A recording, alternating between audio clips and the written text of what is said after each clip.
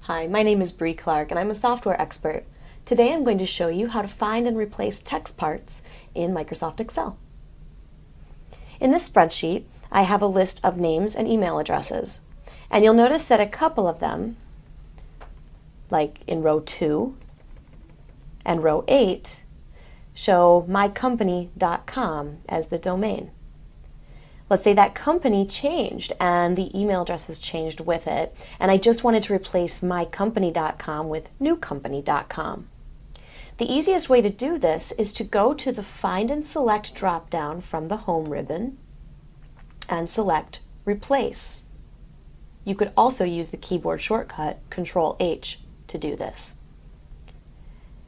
Now I'm going to type for Find What, mycompany.com, and replace with newcompany.com.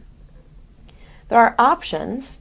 For example, if you were looking for only things specifically uppercase, lowercase, or mixed case, you could match case.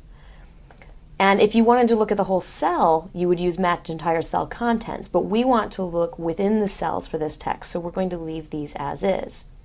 And then click Replace All. Excel tells us it's made 2 replacements, so I'll click OK, and I'll close the Find and Replace box. And now I see cell C8 and C2 have been updated.